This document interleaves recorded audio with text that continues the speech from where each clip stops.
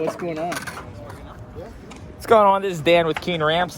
Today we're going to be doing a little bit different of a tutorial. It's not actually going to be on a Keen ramp because I do not have access to a big enough quarter pipe to show you this properly.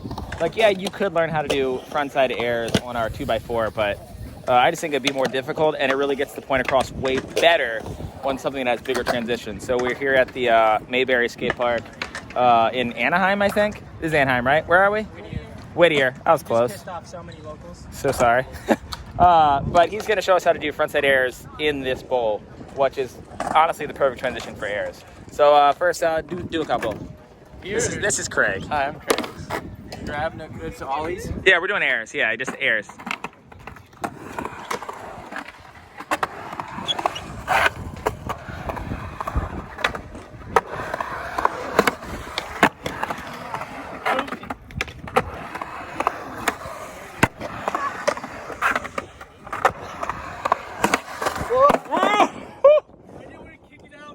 Yes, you did. You wanted to kick me in the face. You're a bad person.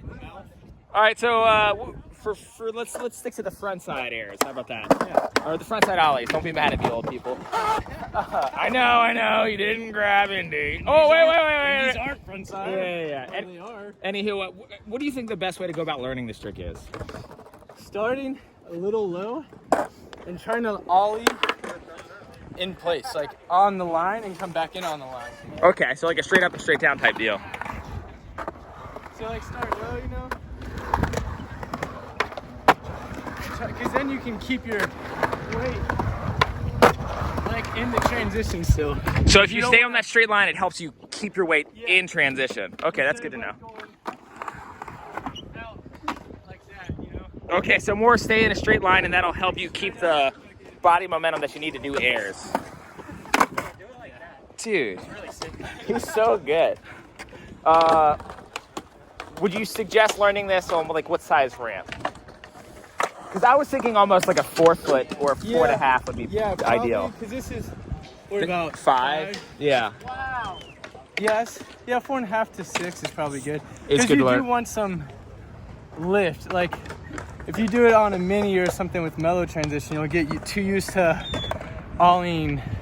Like it's a bank almost. Like it's a bank, yeah. Like it's not a bank ollie. Going this way when really you don't really ollie that hard. You just scoop it, and that's why staying in a straight line helps because you can lift up and then the air just comes out as soon as your wheels hit the.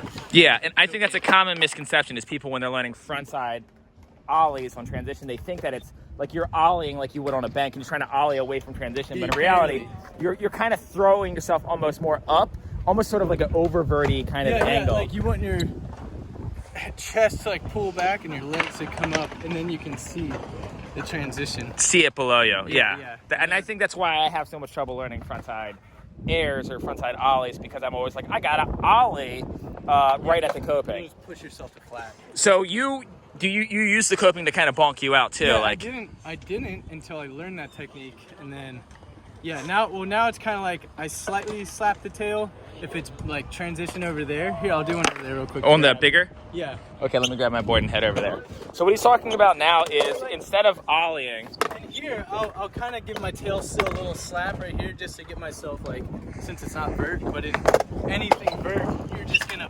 pull up.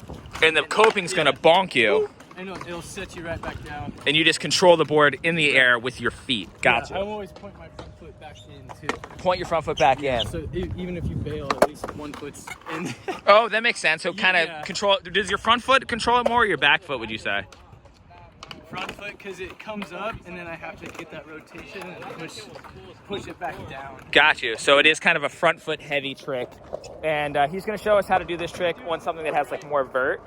And he's not necessarily going to ollie as much as your feet go through the motions of an ollie, but the coping actually bonks you in the air.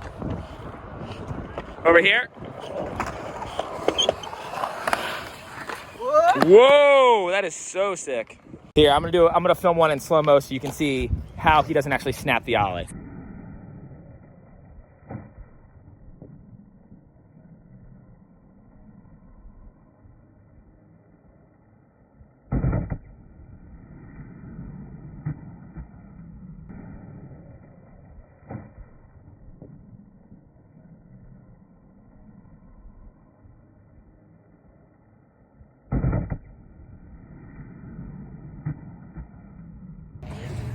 So as I'm examining that clip myself, I noticed that his tail didn't even really touch transition. Like that was like straight floating, like almost like he was launching out. And you're good. Yeah. Lift up right there and Just kind of tweak it around. yeah. Charlie Blair actually taught me that. Oh, how to like bonk out of the Yeah, because I coping? used to just ollie, and he's like, you can get way higher. Without and ollieing. you get more weightless too. You just kind of pump at the bottom and just wait for it to. So when you do your tweaky feet stuff, because he does a lot of big ollies where he'll like tweak his feet, for those ones, is it easier to snap the ollie or to float?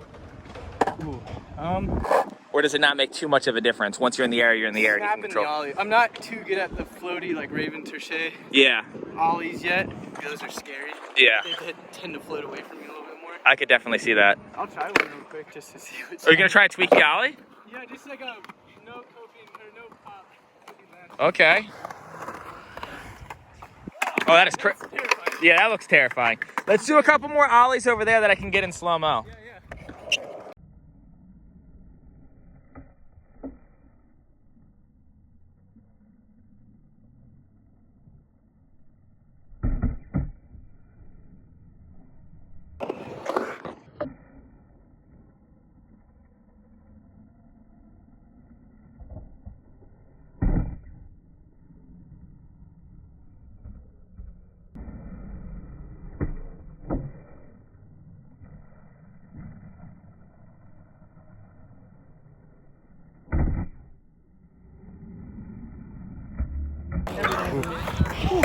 So what else, you got any other info?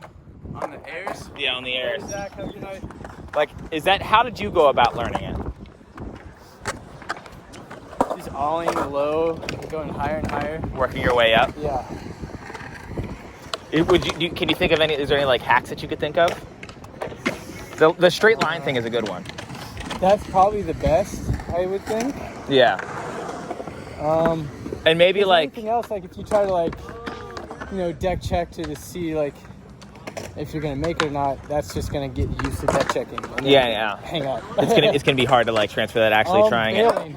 If you feel like you have to bail and you don't want to run, just try to go parallel with the transition. And like pencil slide. dive and slide in transitions. Yeah, maybe practice that. That's scary. I think another thing with frontside airs whenever I do them is I always like kind of light foot around with my first couple tries and I bail, but you have to be like comfortable like trying to actually like go above the coping. Like if you're not bailing your ollies above the coping, then you're not actually learning how to do it properly. Right.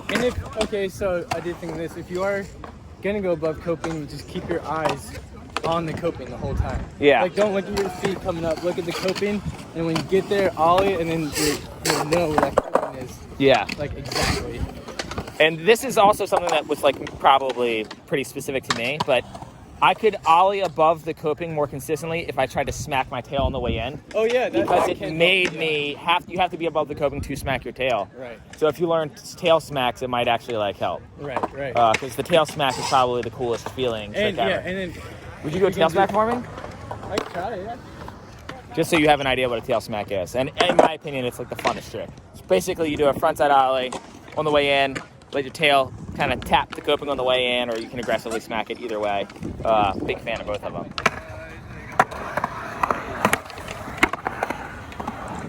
Hear that smacker? Whoa! Just right when you're on the way in, you stare at the coping and just kind of extend your back foot out and just let it hit on the way in. It's the best feeling trick. It's that easy. It is that easy. Yeah, it is. I want to blind you with the reflection of this. Do you have any tips on doing frontside ollies? Frontside ollies? Yeah. Because you're a frontside ollier. Oh, I am not. You start from the bottom, work your way up. It's all comfortable. Nah, that's terrible advice. I'm not using that. It's not set a line for yourself. If you can do it like a quarter of the way up, you could go like halfway up. Once you can get it like comfortably halfway up, go 3/4 of the way up. What do you think about that advice? Yeah, it's That's trash advice. Get comfortable and then just at some point you just gotta go for it and figure it out. Yeah. We've all clipped coping, slammed. Yeah, you got to embrace the fear for this trick because it is definitely spooky to get above the coping. Yeah, so I mean that's really it for the frontside ollie. So it's mostly overcoming fear. Keeping your weight more inside. The straight line tip really helps, and just kind of going for it. That's really what this trick comes down to. It's almost like your first attempt on a handrail. It's overcoming that fear, not being afraid to hang up. Because if you do hang up, maybe you'll get away with it. Maybe you'll slam, but if you're being that extra cautious, you're probably not going to hang up. Do not think of it as a ollie on a bank. It's a much floatier feeling. And you'll feel it when you play with it. When you start trying to actually get above the coping, you will feel that weightlessness that you can actually kind of morph your feet around and kind of make the board do what you want it to do.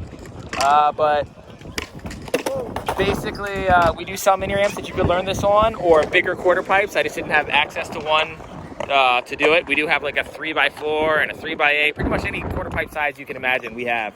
So if you want to learn it on one of our ramps or you want to take it to your local skate park, once again, I recommend a ramp that's at least 4 foot tall. 4.5 is probably better.